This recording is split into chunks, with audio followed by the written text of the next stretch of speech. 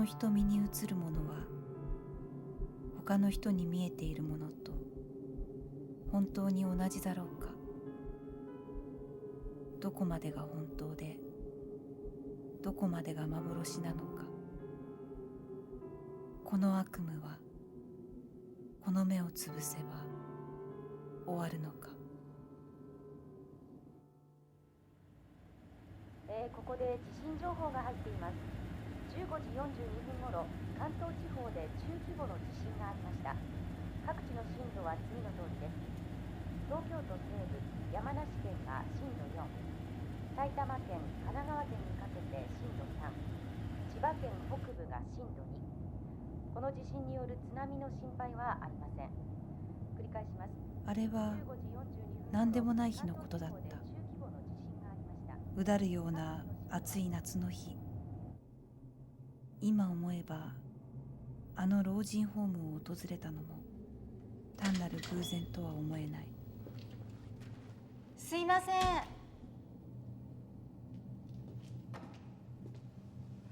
東京中央新聞の戸隠と申しますが。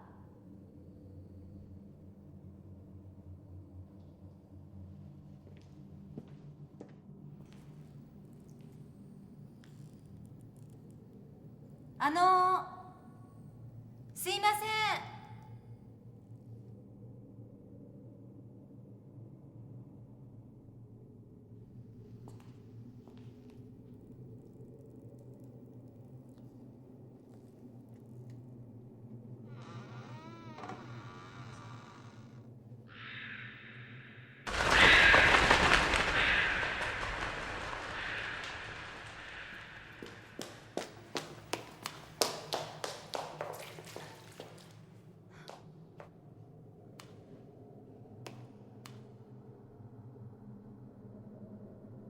何ここ。真っ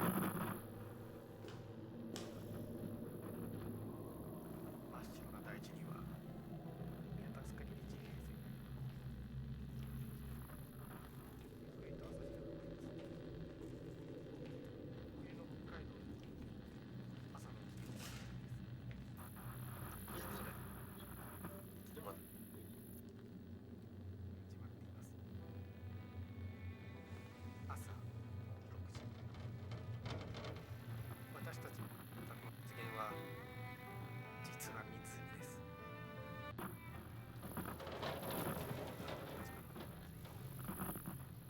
その下の世界。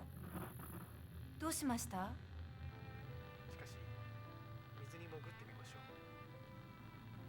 う。ご覧ください。元気に泳ぐ魚がいます。ワカサギ。親子でしょうか。あとは次に大丈夫ですか？透き通ったきれいな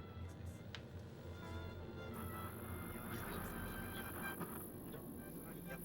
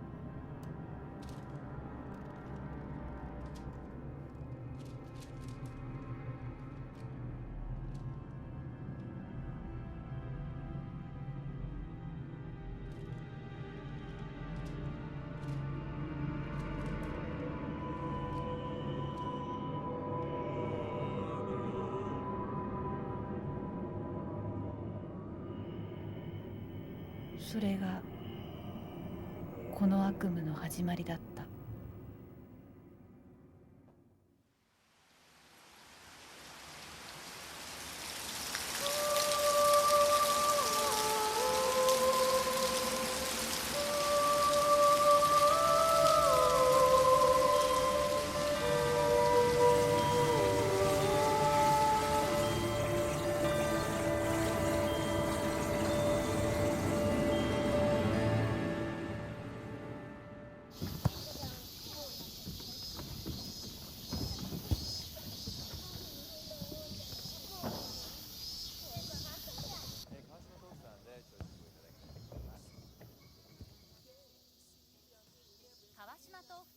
業は唐津が城下町として栄えた江戸時代まで遡ります。それ以来200年余りも昔ながらの陽平、豆腐作りに取り組んでいるのどうしたの？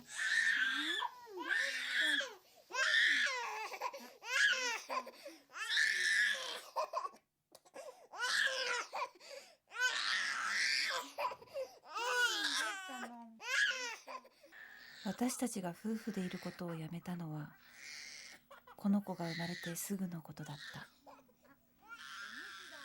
た。いまだに離婚の原因はよくわからないまま、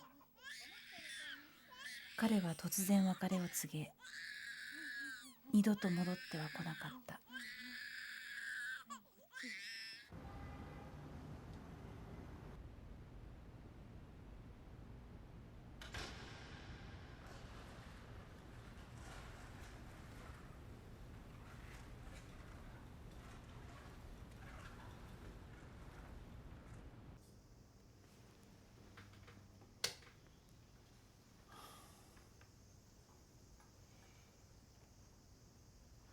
いいのか本当に。なあ、思い出って美しいと思うか、それとも残酷だと思うか。忘れるってことは生理現象だ。意味なんかない。分かってるよ。ただね、どうでもいいことだけを覚えてるもんだなと思ってな。京子さん知らないんだろ。大村、あ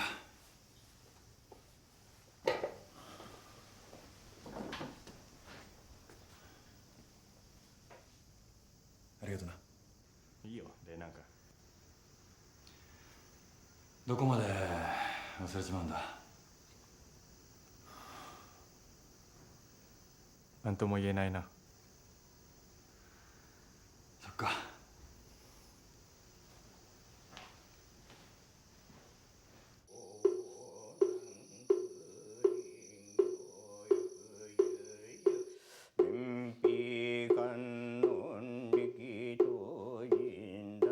すみませんでした、急な連絡で。ありがとう。それにしても驚きましたよ。先生ホームレスになってたってどういうことなんです？だって変じゃないですか、自分で目をつぶすなんて。研究室も大騒ぎで、新学期が始まったからずっと行方不明で、でもまさかこんなことになるなんて。京子さん、先生と会ったのはいつが最後でした？半年、もう少し前。でもその時は別に。なんで自殺なんかしちゃうかな。どうしたの？半年前って言ったら先生が宮崎に行かれた頃ですよね。今思い出したんですけど、その頃先生何か水を調べてるとか言ってませんでしたっけ？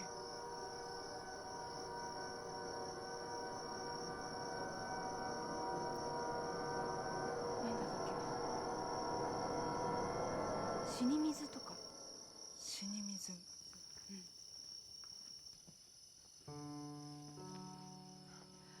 実は今先生の身の回りのものを整理してるんですが、ちょっと見てもらいたいものがあるんですけど。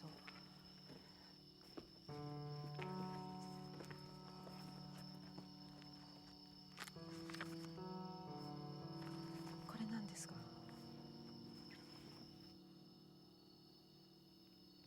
これって、これ死に水を飲むなってことなんじゃないですかね。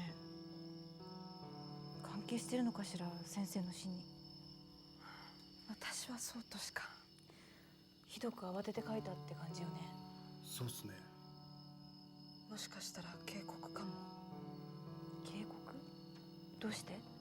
他のページも全部一緒だったんです。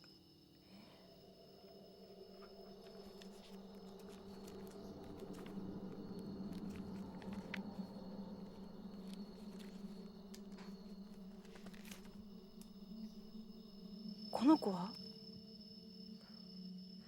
由美ちゃんって言って研究の手伝いをしていた子です。霊感があるらしくて先生興味持っちゃって。由美。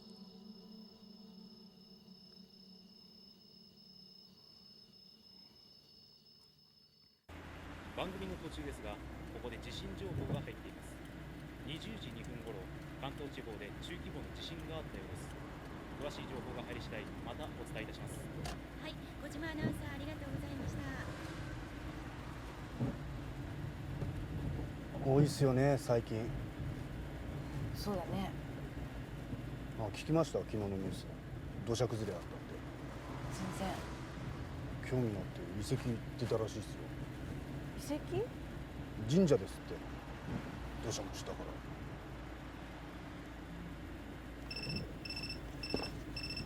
ごめん。はい。薬いい？はい。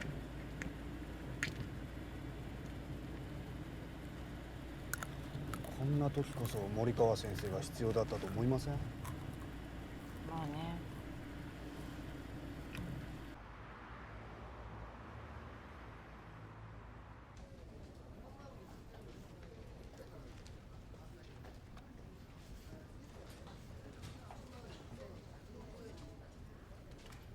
水か。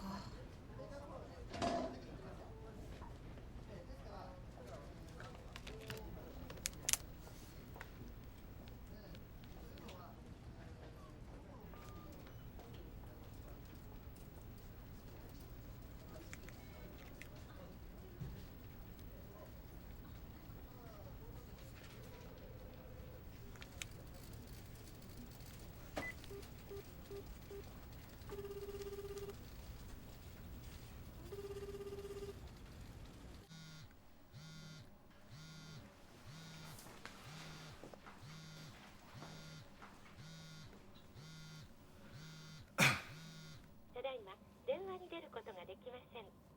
発信音の後にお名前、電話番号とメッセージを録音してください。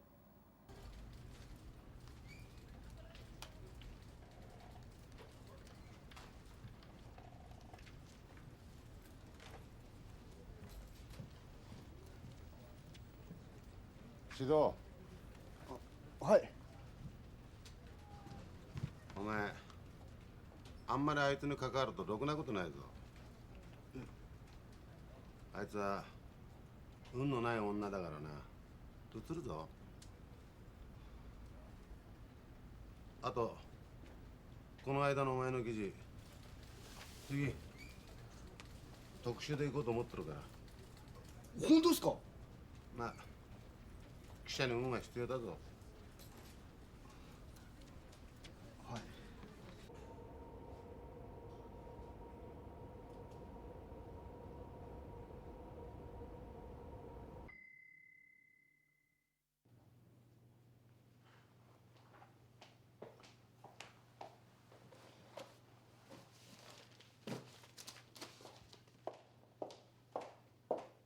中根さん、ちょっと手貸してくんない？検索？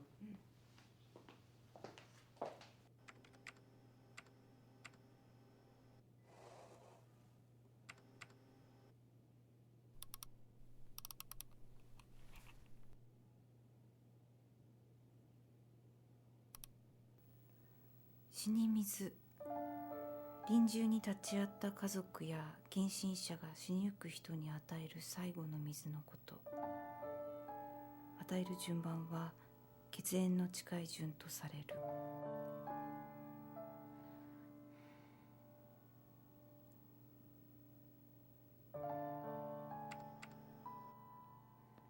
中根さん、何か分かった？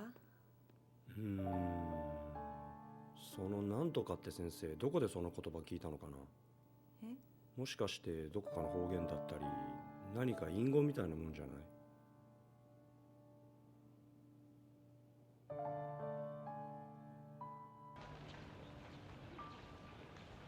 あれは宗教団体が起こした事件についてコメントをもらいに行った時だった。ありがとうございました。いえ。そういえば出産は無事だったみたいですね。ええ、今日は主人が。いいですね。独身とは違った楽しさがありそうで。先生、私先行って準備してきますよ。うん。すいません、ちょっと。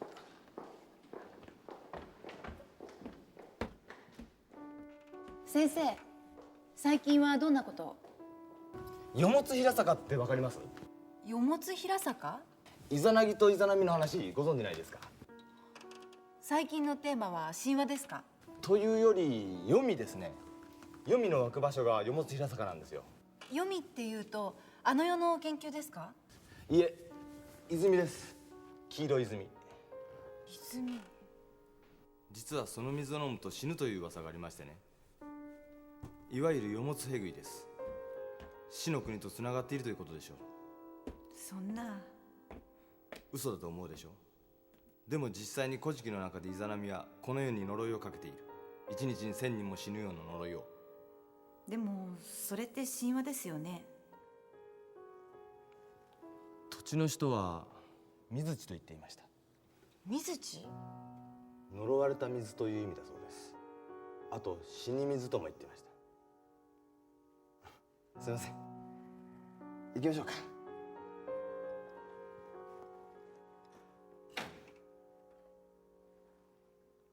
京子さん。嫌な話ですね。え？だって水って生きるのに必要なものなのに。あ、そうか。ご主人そういうお仕事でしたよね。噂ですよ、噂。その時はそれで終わった。で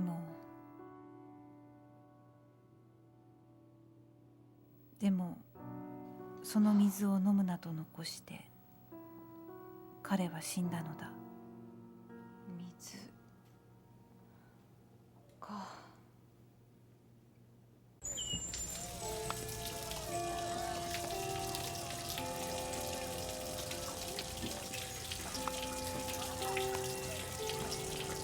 美里？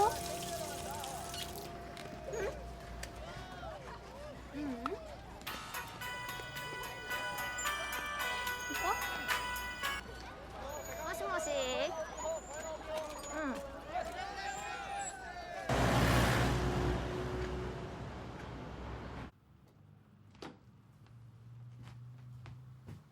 おかえり。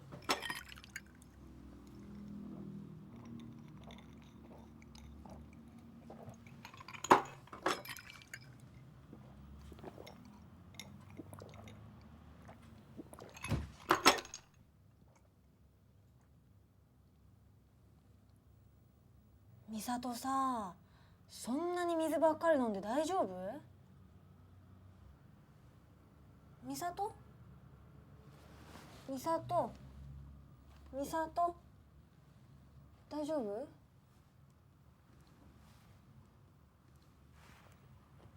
なんか最近喉乾いて仕方ないんだよね。年？そう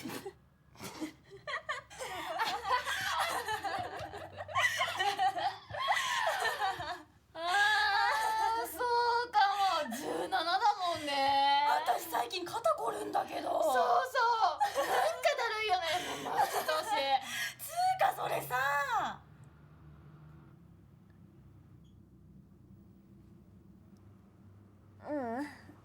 いや。何？何？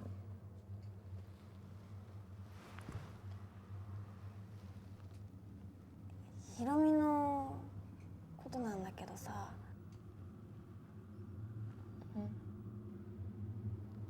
じこと言ってたなって。ママの里に勝四郎という男ありけり。王子より久しくここに住み、田畑あまた主づきて家豊かに暮らしけるが、人となりて物に関わらぬさがより、なりわいをうたてき者に人いけるままに。あたひろみ、ひろみ、ひろみ、うから多くにも矢沢さん？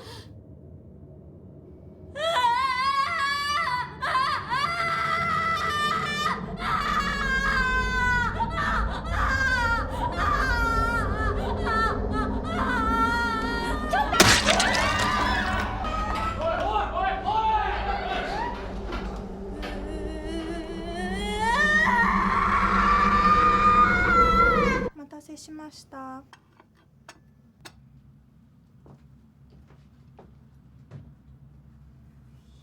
てよ。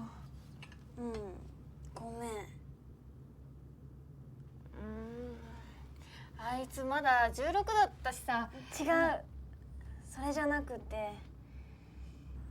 じゃあ何？いや、関係なかった。ごめん。ユミ、なんかだるいって。あと喉が渇くって。水ガブ飲みしてたし。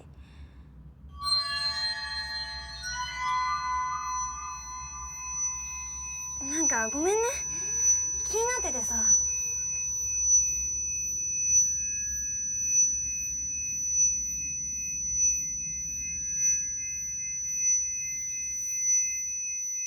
美里？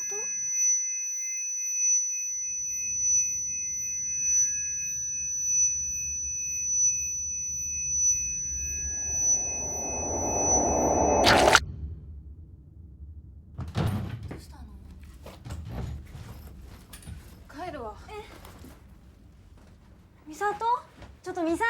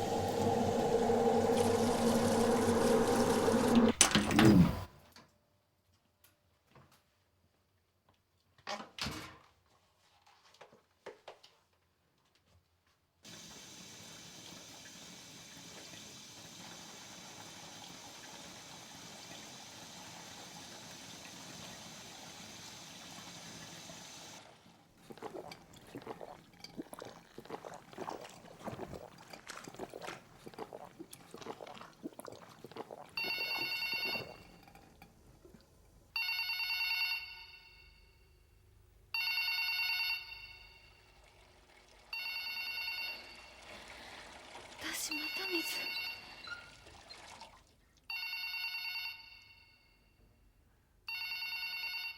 あれ？私いつの間に。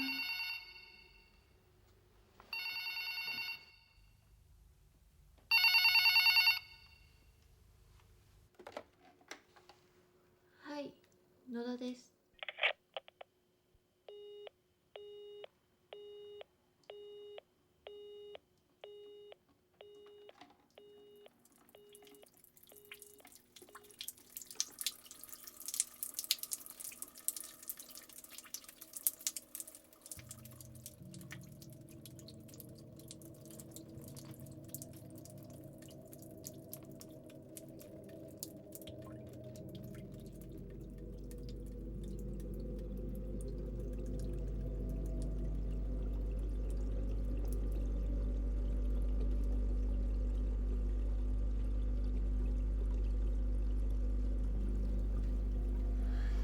なんで？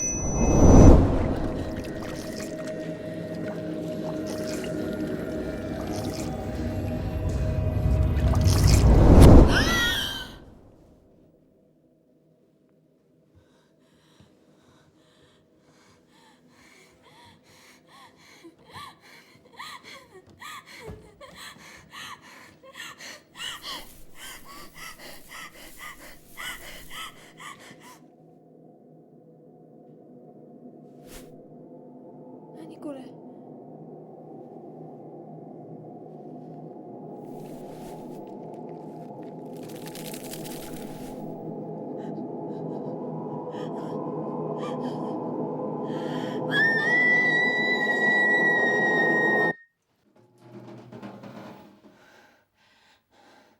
何？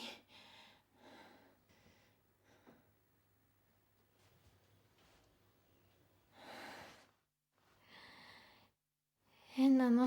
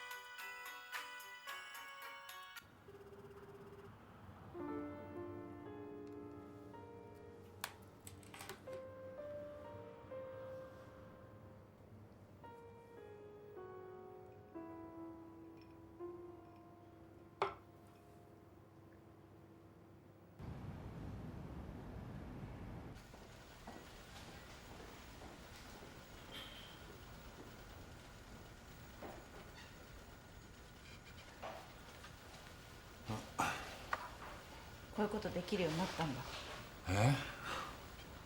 コーヒーぐらい前からできたろ。ちゃんと食べてる？少し痩せたみたい。子供じゃないんだかならいいけど。苦っ。お願いします。ブラック飲めるようになったんだ。前から飲めたでしょ。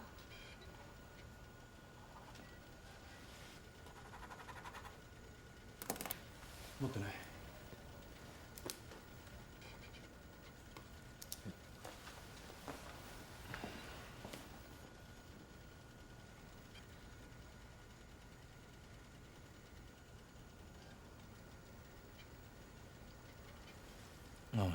ちょっと場所変えようか。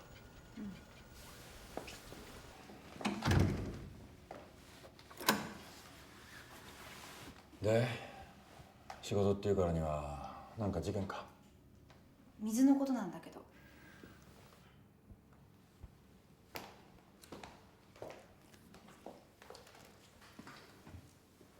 水道水で人が発狂することってあると思う？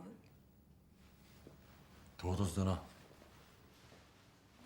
あるいは死んだりとか。なんで水道水なんだ？実はこの間ね、私の知り合いが自殺したの。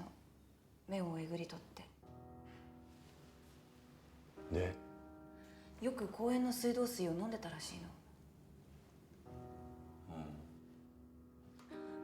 例えばよ、寄生虫とかウイルスとかに感染したとは考えられない？それで目をやられて。それはお前あれだよ、兵器だよ。ねえ、確かに寄生虫の多くは水を媒介にしてるし、目に寄生する虫がいるのも事実だよ。ねえ、でもだからこそ細心の注意を払ってる。フィルターを通してろ過して、さらに塩素も入れる。まあ味は悪くなるけど安全ね。それがこの国の崩せない神話ね。え、それに体調を崩したからってだって発狂したり亡くなったりすることがそうそうあるもんじゃない。それでもそういうことがあったら？いやだから兵器だよ。お前さ、いつからそういうふうに思うようになった？ねえ、死に水って言葉聞いたことある？ん？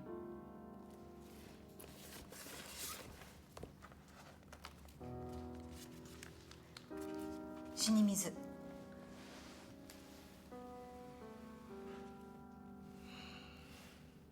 何これ？その先生の手帳なんだけど、どう？どうって、これだけで水道との因果関係を語るのは飛躍しすぎだろ。水を媒介にした何かが広がりつつあるんじゃないのかな。どうかね。だって何の証拠もないわけだろ。だから来たんでしょ、ここに。だから水道ったっていろいろあるんだよなあ。場所が違ければ水源だって違うの。一概には言えないんだよ。行くわ。雄一？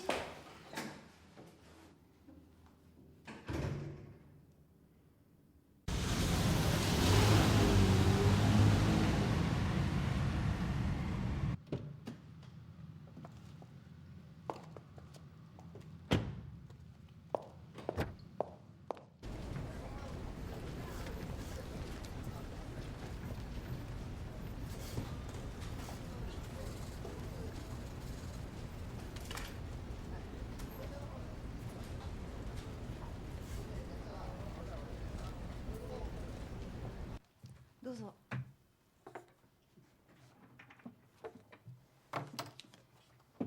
あやさんに聞いて水のこと調べてる人がいるって。それですいません、お仕事中に。あなたも水が気になってるんだ。はい、友達がそのなんてはい、第三者タイムです。私もね、何か知ってるってわけじゃないの。ただ呪われた水があるらしいってことぐらいで。あなた先生と親しかったんじゃないの？私、先生の研究のことは全然知らなくて。そうなの。でもお手伝いをしていたって。あやさんですね。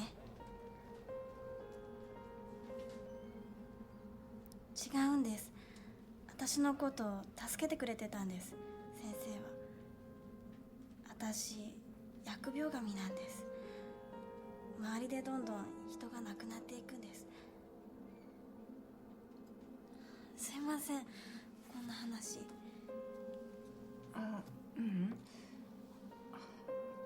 確かに残念だよね。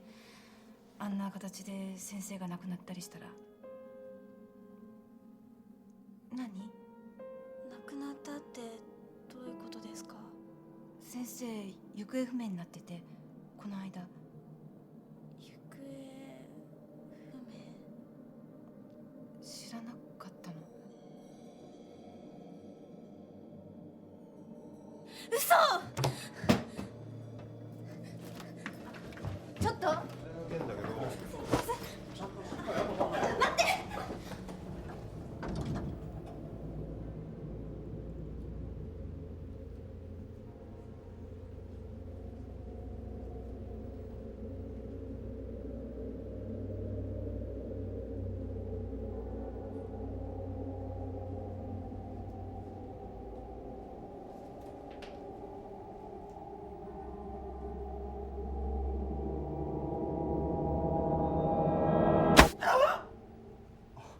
さっき鳴ってましたよ。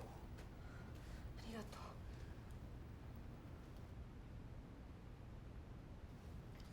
う。なんだろう。変なこと聞いていいです？何？運がない女なんですか、京子さん。殿村さんでしょ。まあ仕方ないの。子供が生まれてすぐに離婚された女だから。子供いたんですか、京子さん。意外？すいません。シド君、今度特集だって。あ、はい。よかったじゃん。頑張って。はい。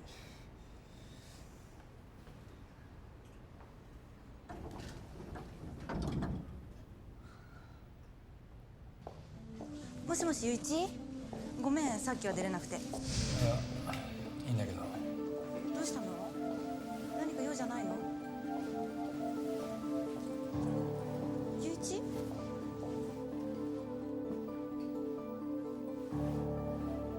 死に水とかいう話のことなんだけどさ。何？うちの職員に野田ってのがいるんだけど、その娘さんが亡くなったって言うんだ。それでまあ変な話なんだけど、まさか。森川っていう先生と同じような死に方をしたらしいんだ。ちょっと気になってね。これから通夜に出るんだけど来ないか。話ぐらい聞けると思う。分かった、行く。どこ？神楽山団地ってわかるか？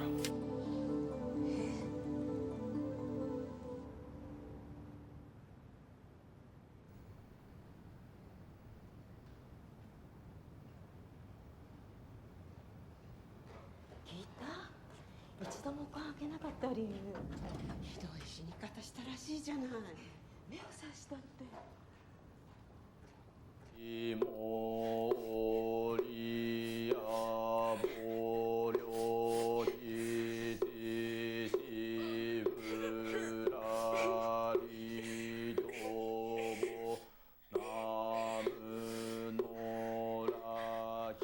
誰あの人？同僚の箕浦志保さん。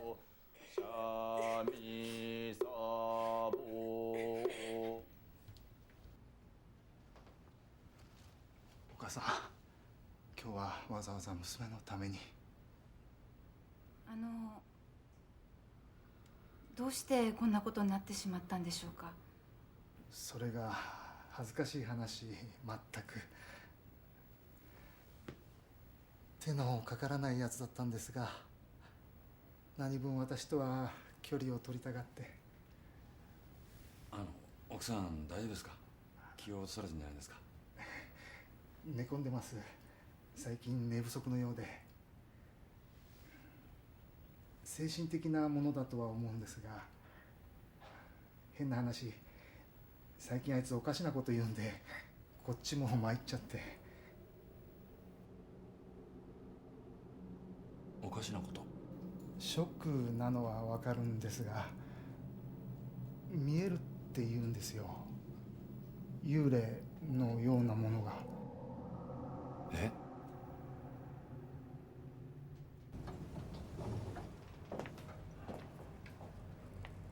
やっぱり気になるか？調べてみる必要があると思う。でもまだ断定できないよ。手伝ってよ。気をつけてな。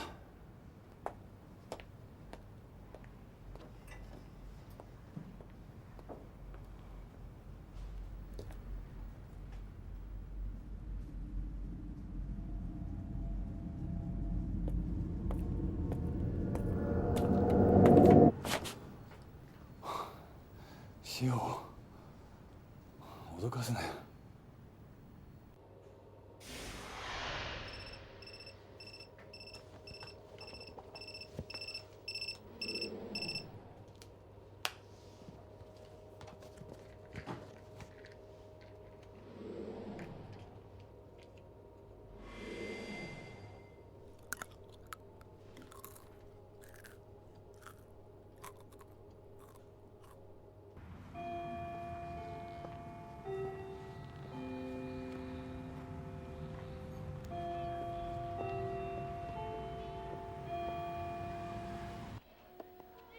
野田さんのお姉さん？ああ、存じ上げませんでした。どうぞ。お構いなく。お気を落とされたでしょう。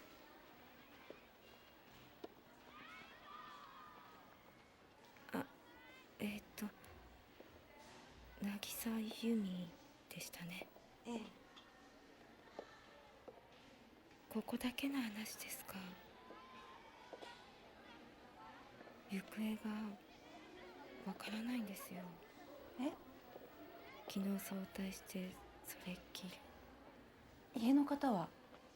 母親と二人暮らしだったんですが、連絡が取れませんで。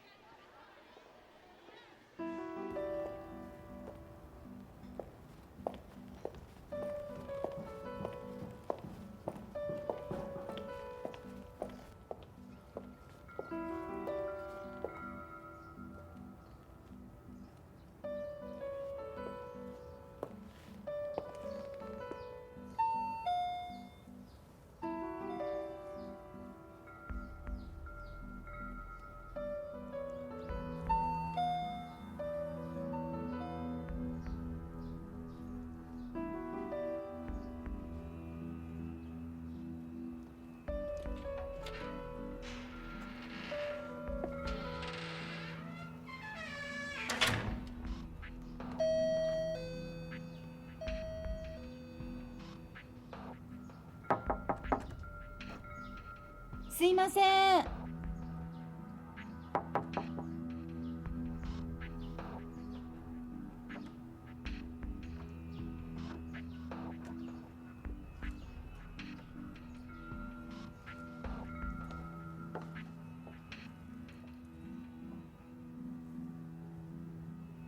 ごめんください。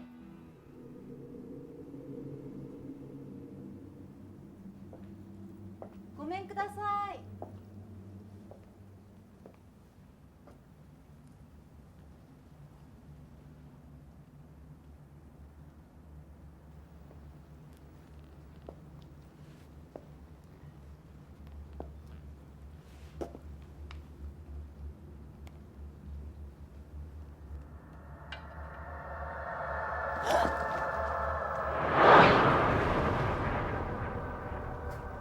ひどい。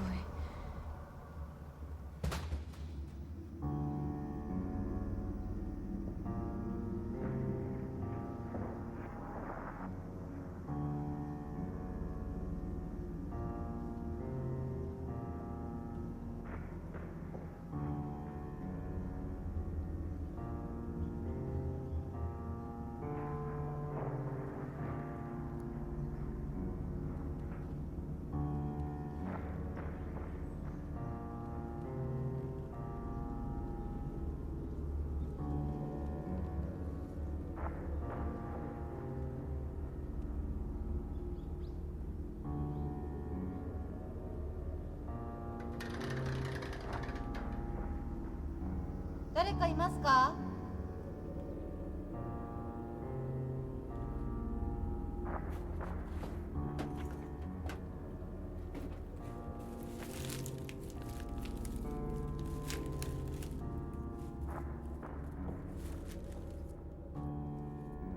すいません。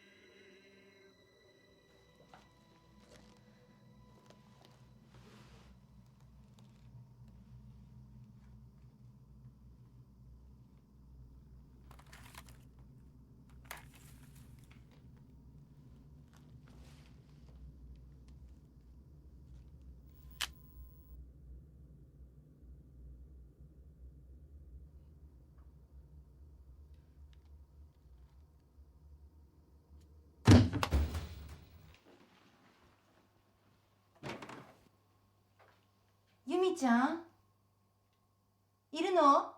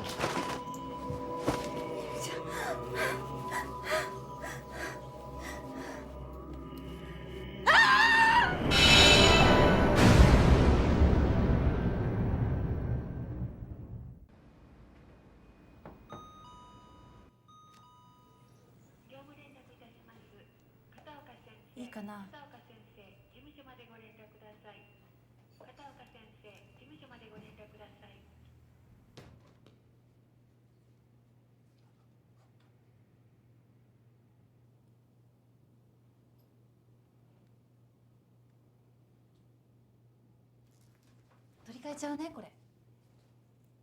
いいんです。どうせすぐ死んじゃいますから。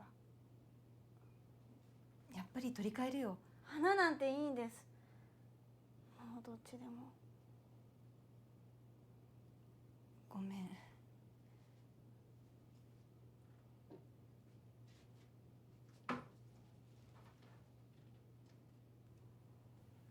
もう見たくないんです。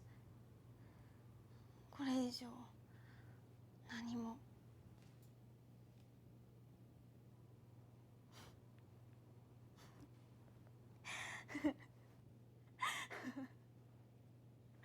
バカですよ私。先生が亡くなってたのに気づかなかった。私には見る力なかったんですよ。なのに私何も知らなくてバカですよ。失明するそうです、私。でもね、不思議なんですよ。今でも見えるんです、先生だけは。え？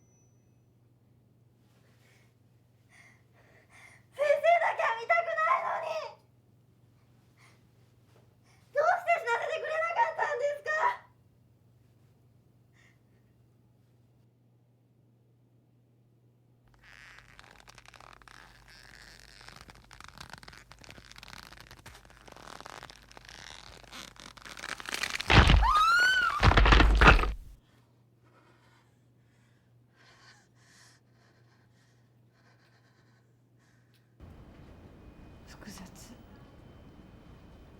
あのまま死なせた方があの子のためだったんじゃないか。でもお前ならどうする？光をなくしても見える絶望とどう戦う？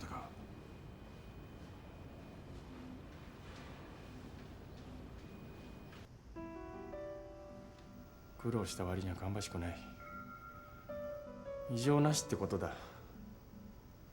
俺間違いないか？何度も見直した。毒物じゃないか、寄生虫じゃないか、食中毒、あるいは細菌。まあいろんな可能性を想定した。要するに何も起きてなかったってことか。結果だけを見たらそうとしか言えないんだよ。わざわざ解剖までしたってのに。大村さん自身はどう見てるの？この結果にとらわれなかったら。何か物的証拠が見つかってほしいと願ってるってのが本音かな。見つかるかな。まだあのユミって子の検査が残っている。そううまくいくかな。だって聞いたことある？摂取したら死にたくなる物質って何？寄生虫でもウイルスでもいいけど、自殺願望を想起させるなんて変だわ。シュールすぎる。生命としての存在が矛盾してる。そんなことはさ分かってんだよ俺たちも。ねえ、でも何も見つからないから分かりませんってサジ投げるわけにいかないだろ。別の可能性も考えるべきだって言ってるの。例えば呪い。私だってね、何か見つかればいいと思うわよ。はっきりとした原因が。でもどうしても気になるのよ。森川先生は何か確信があったからあんなメッセージを残したんじゃないかって思うの。もしそれが真実だったとしたら、じゃあどう対処すれば安全なんだ？どうすれば助かる？その呪われた水を飲んだ場合。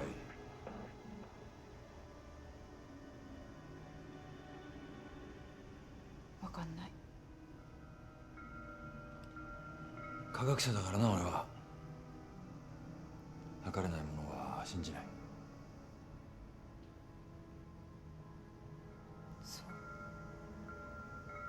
変わらないね、ゆいち。何が？人事なのよ、何もかも。いいよ、勝手にやるし。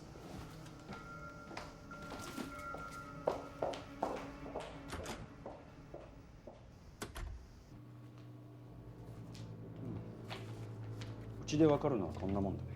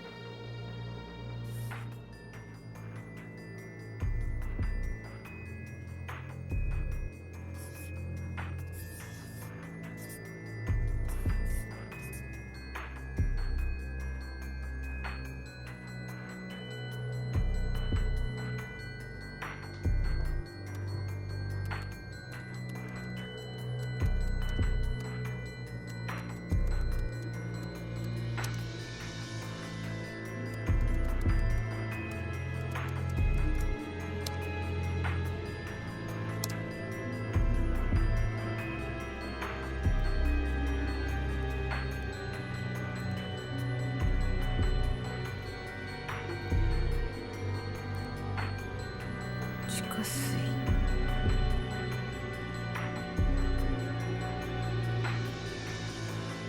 き水。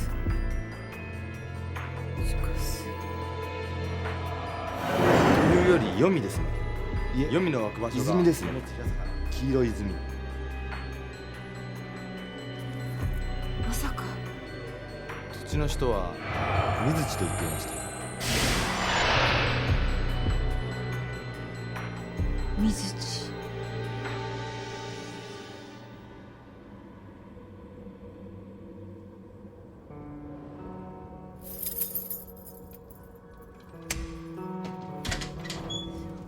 どうぞ。もう何もないけど。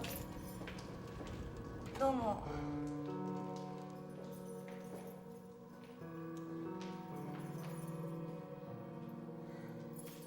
閉鎖してしまうんですか、ここ。あれだけ死なれちゃうね。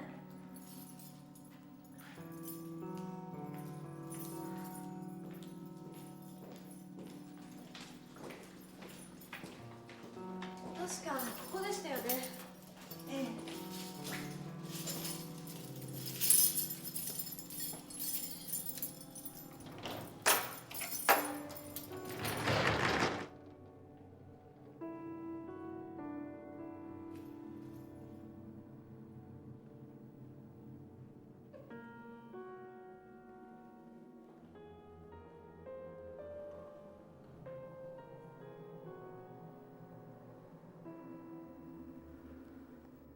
北村さん、かわいそうだったな。あのおじいさん、出身はこの辺りだったんでしょうか。さあ、確か宮崎の方だって聞いたけど。宮崎？半年前って言ったら先生が宮崎に行かれた頃ですよね。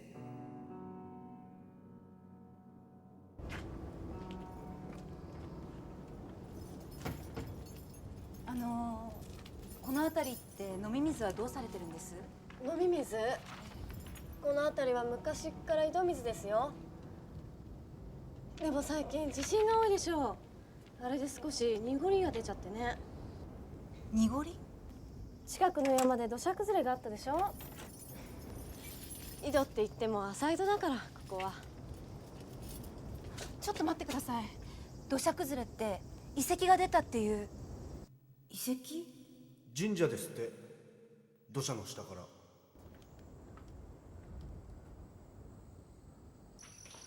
れで全部だと思いますけど、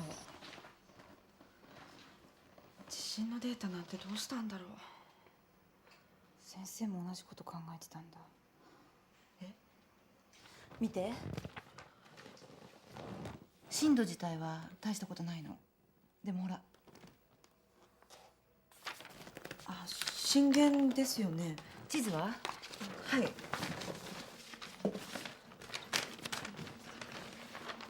っぱりもう印がついてる。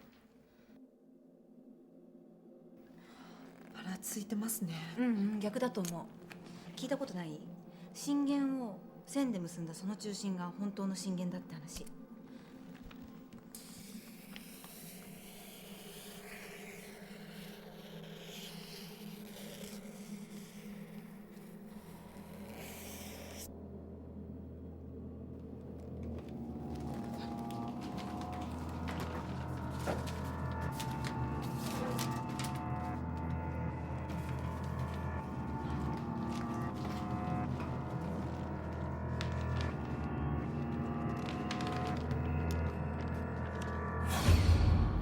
これってよもひらじゃないですかね。よもひら。よもつひら坂ってわかります？よもつひら坂。黄泉の湧く場所がよもつひら坂なんですよ。もし海が湧いていたら？いわゆるよもつえぐいです。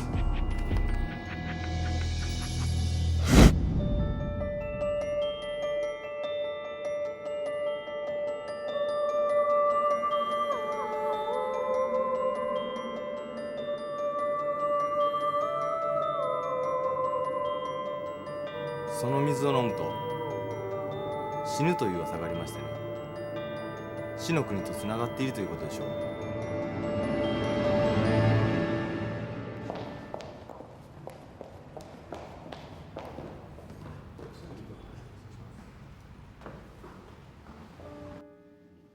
朝っぱらからわけわかんないこと言うなよ。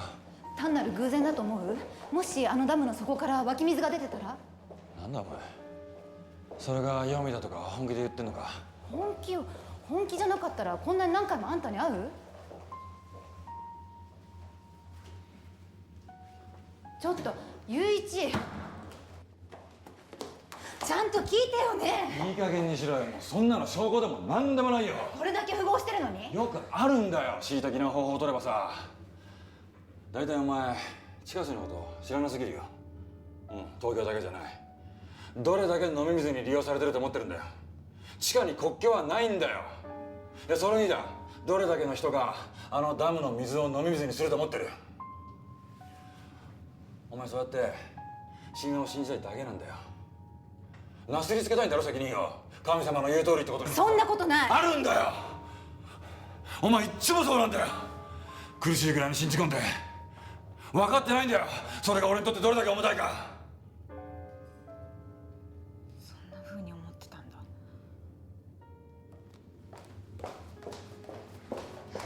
ごめん、重くって。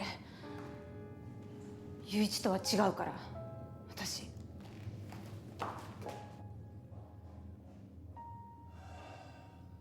何言ってんだ俺は。続いてのニュースです。東京都昭島市にある都立青函高校で本日未明、同校教師西村のぞみさんが変死体で発見された事件で、警視庁は西村さん本人の手にカッターナイフが握られていたことや、4階の教室の窓に飛び降りた形跡があったことなどから死因を自殺とみて捜査を進めています。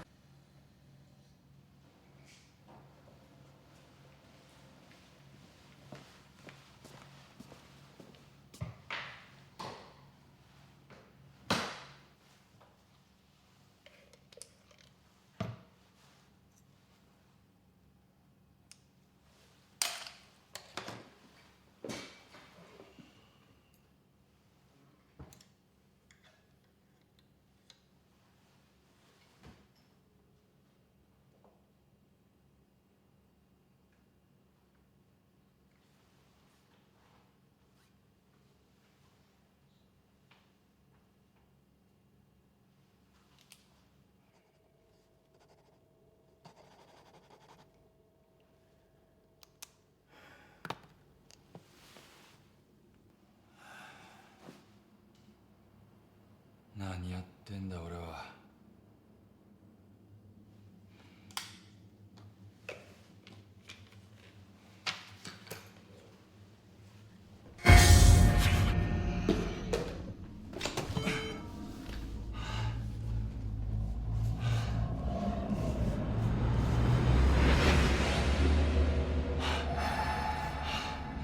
手伝ってよ。人事なのよ、何もかも。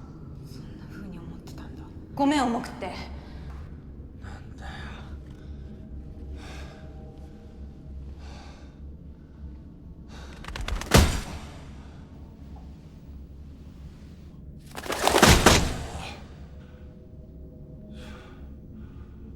なんだよ。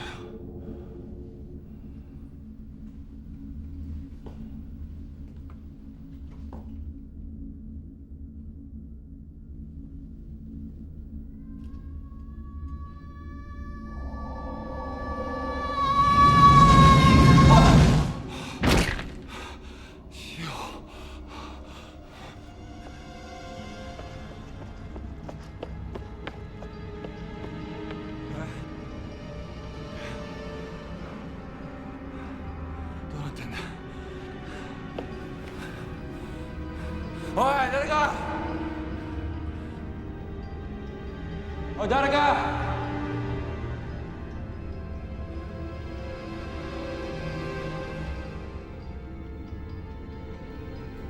んだよ。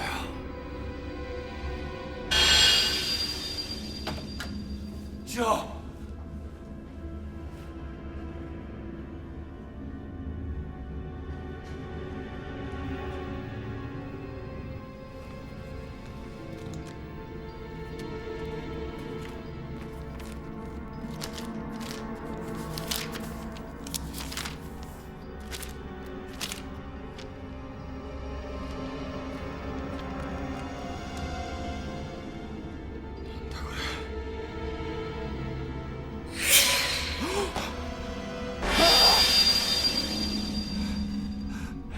どうしてゆういちさん。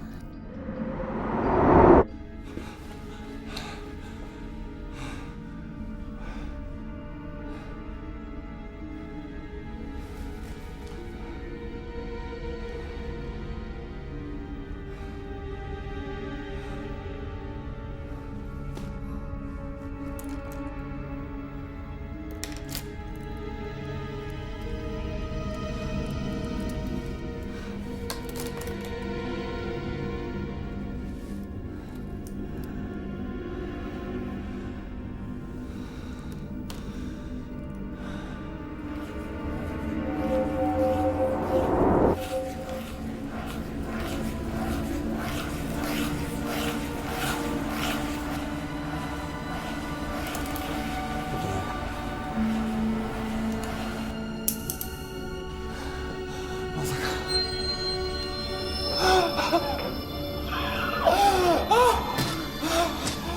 水道水で人が発狂することってあると思う？見えるって言うんですよ。幽霊のようなものが。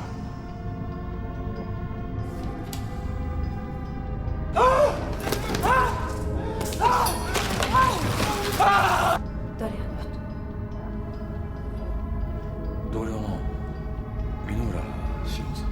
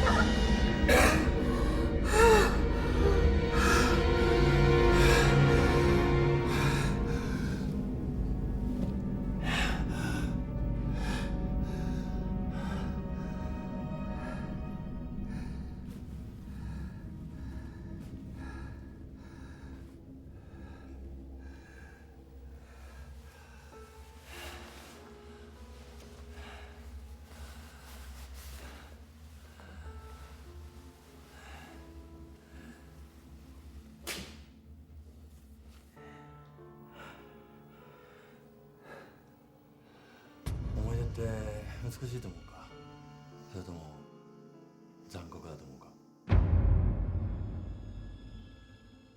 どこまで忘れちまうんだ。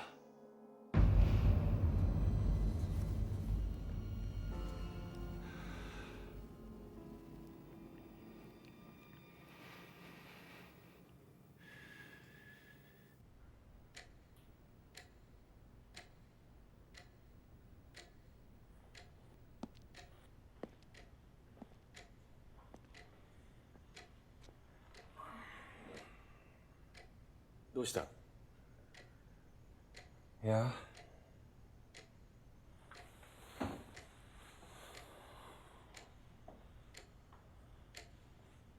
どうした？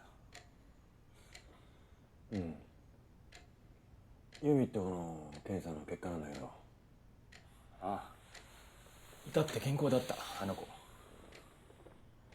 その検査っていうのはレントゲンとか血液検査とか、いわゆる普通の方法だったわけか。当たり前だろ、この時代に。それでわかるんだから。お前まさか解剖しないのかって聞くつもりじゃないだろうな。おいおい、無理だぜ。特に病気でもないのに。そっか。無理か、どうしても。倫理的に無理だろう。蘇生させなきゃいけないし。蘇生させないとダメか。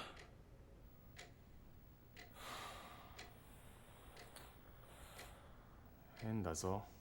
どうした？なら、それならどう対処したらいいと思う、この先。いや、どうったって標本を集めるしかないな。もっと。どれぐらい？100か1000か。何か見つかるまで。多いな。いや、だからってあの子は無理だぞ。未成年だし、親は行方知れずなんだろ。本人が望んだって承諾書なしじゃできないんだよ、手術は。それ聞いて安心してよ。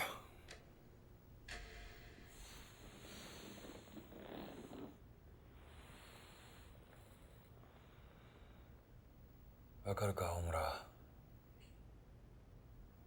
俺は感染してるんだ。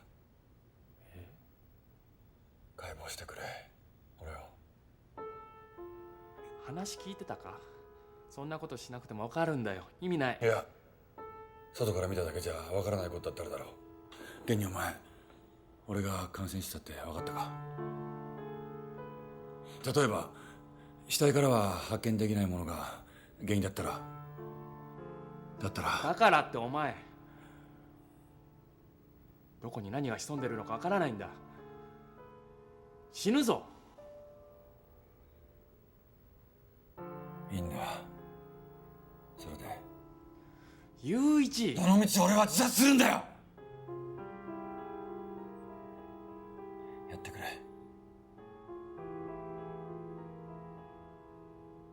京子のためでもあるんだよ。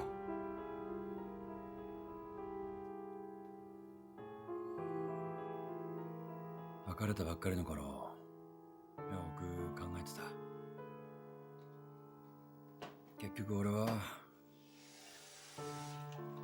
あいつと出会う価値がある男だったのか。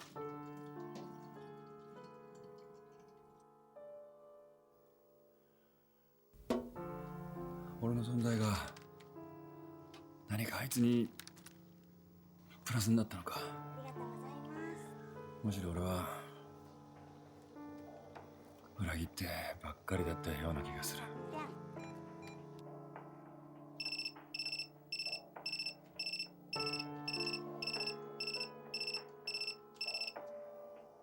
俺が感染した意味っていうのはそういうことだったと思う。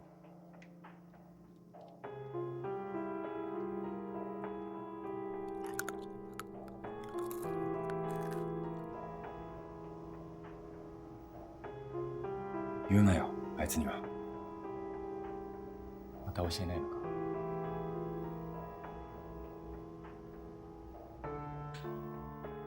あいつに俺の最後を見てほしくはないんだ。私より1秒でも長生きしてって言ってたからな。い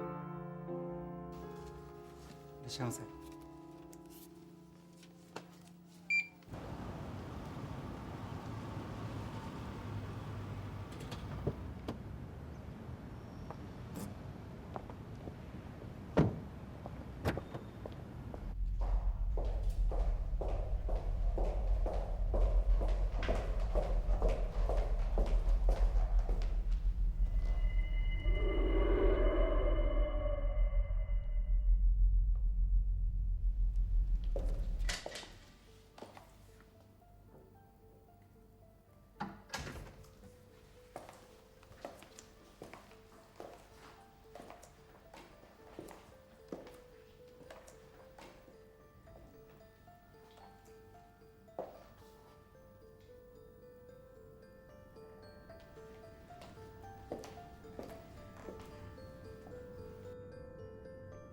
雄一。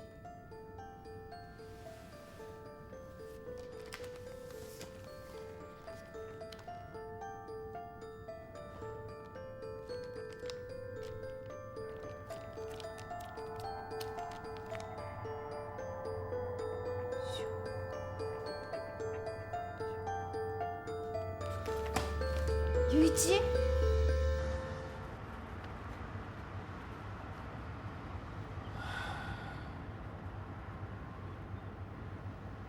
まだ寝てていいぞ。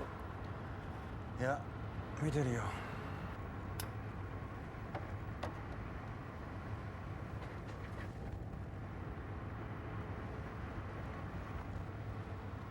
悪い、ちょっと止めてくれるか。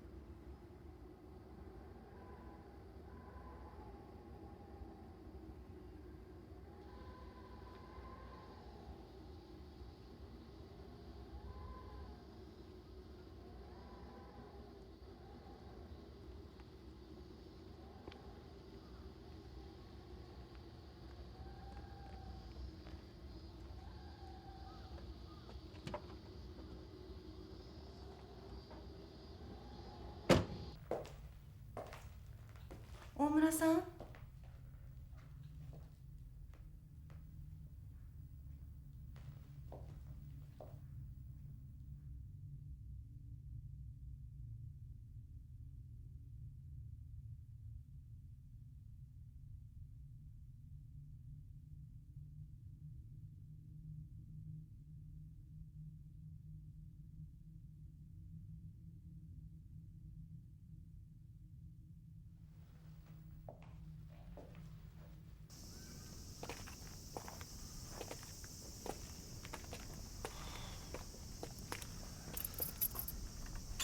親父が死んでから手つかずでな。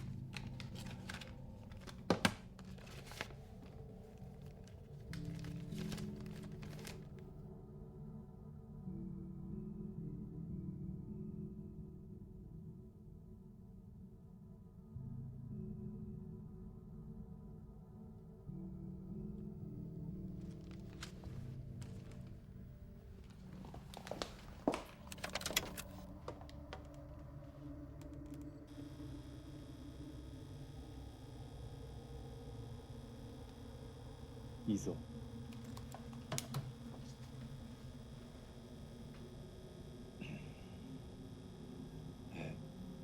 私は岡雄一と言います。私には妻がおりましたが、今は別れて別々に暮らしています。私は愛するがゆえに別れなければならないこともあると、そう自分に言い聞かせてきました。でも妻は、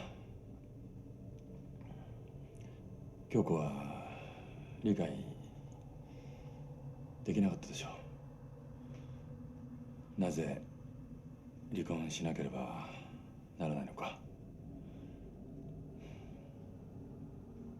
彼女は言いました。一度たもとを分かてばもう赤の他人なのだと。雄一。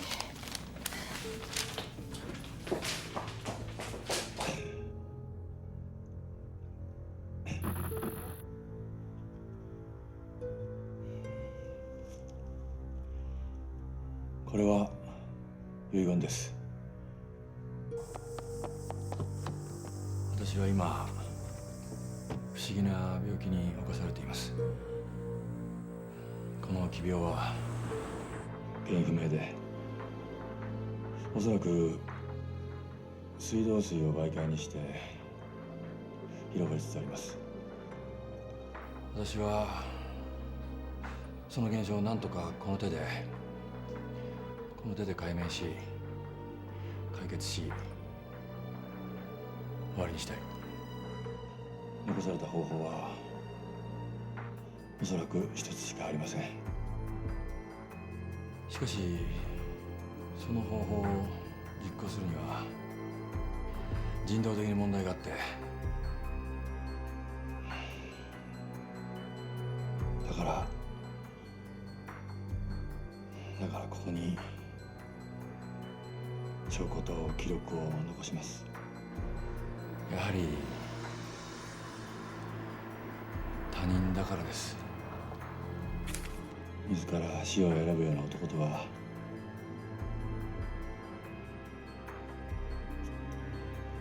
他人であるべきです。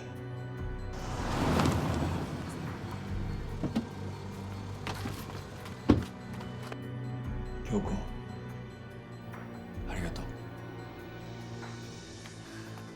俺幸せにできなかったね。でも俺は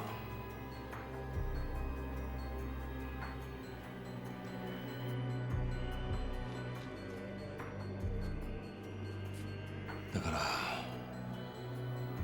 ありがとう。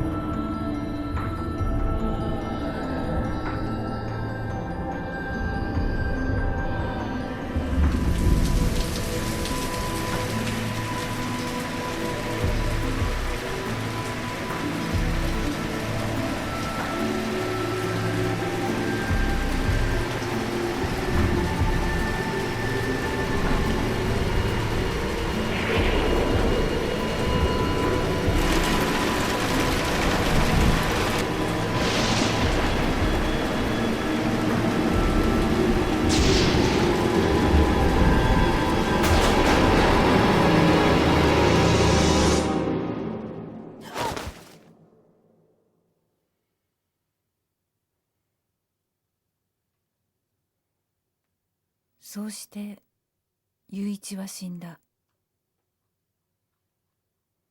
一つだけ予定外だったことは、雄一の体からは何も検出されなかったことだった。犬死にだった。結局死に水の広がりを止める手立ては何も見つからなかった。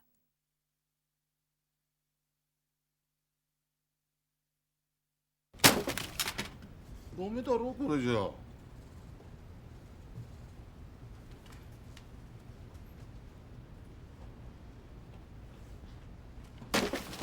私は記事にしようとした。でも証拠が何もない状況ではどうにもできなかった。いらっしゃいませ。あれ？ああ。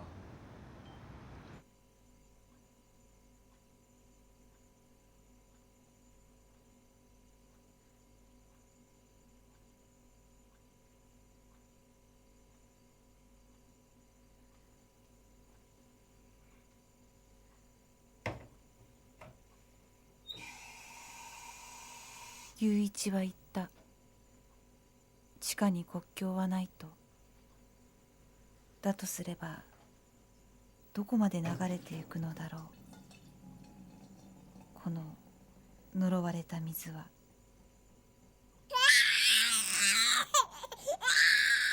陽平どうしたの？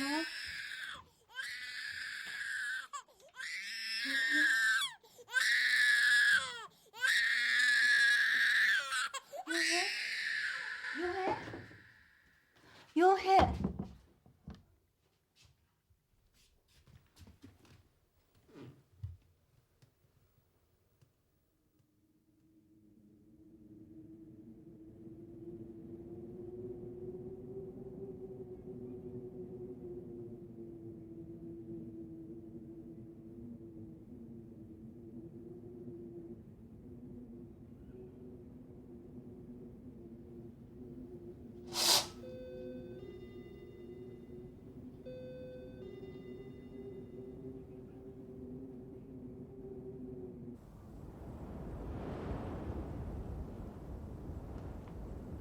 誰？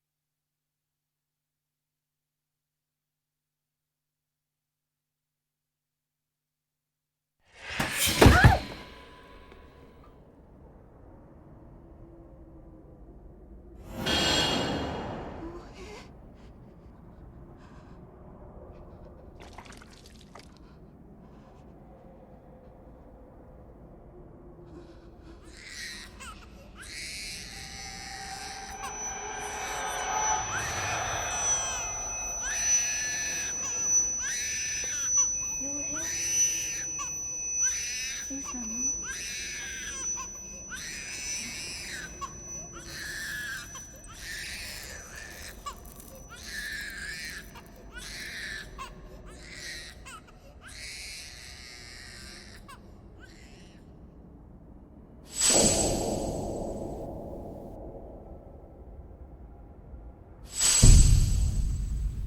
おはようございます。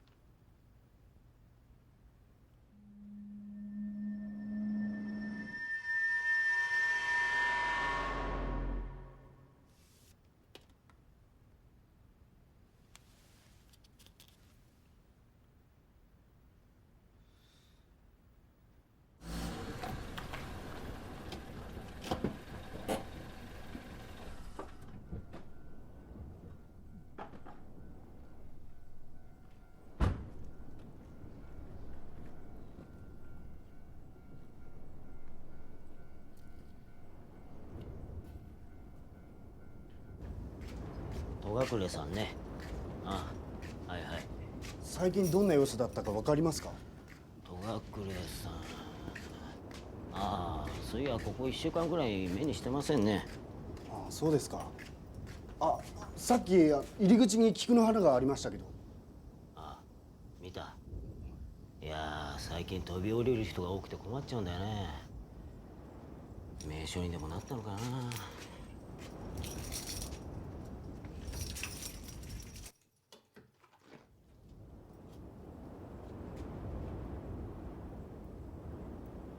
どうぞ。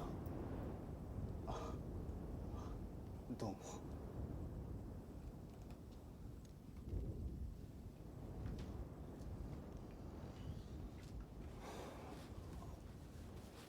お邪魔します。ここで待ってんで。はい。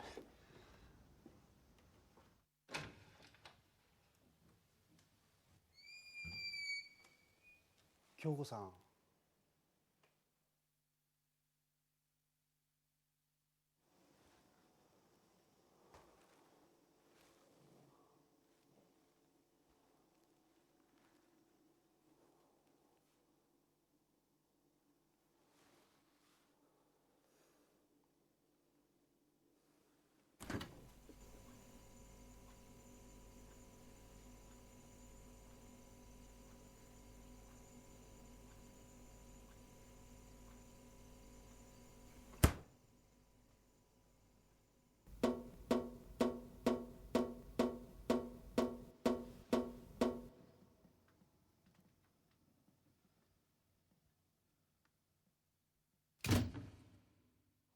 京子さ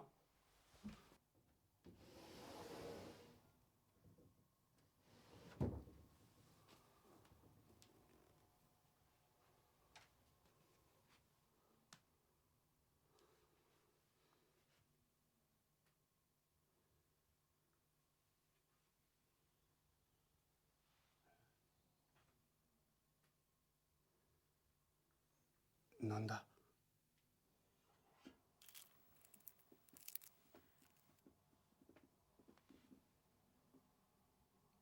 なんだこれ。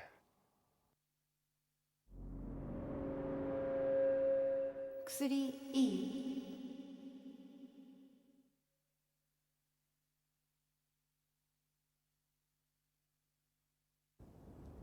すいません。彼女って赤ん坊と一緒に暮らしてるって聞いてたんですけど。赤ん坊？ええ。ベッドはあるんですけど、そこにこんなものがあるだけで。どれ？ねえ、これって骨じゃないかな。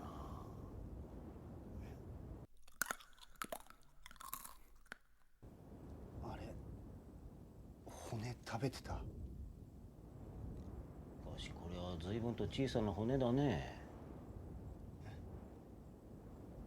子供なんていたかな。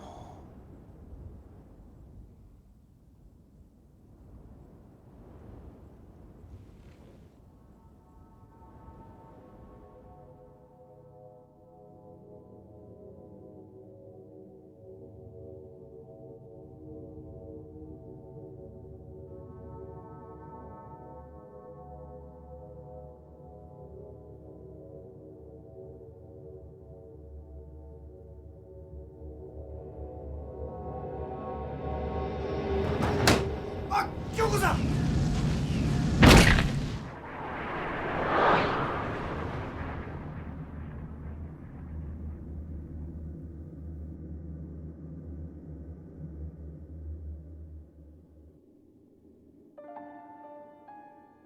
この瞳に映るものは他の人に見えているものと本当に同じだろうか。どこまでが本当でどこまでが幻なのか。この悪夢はこの目をつぶせば終わるのか。本当に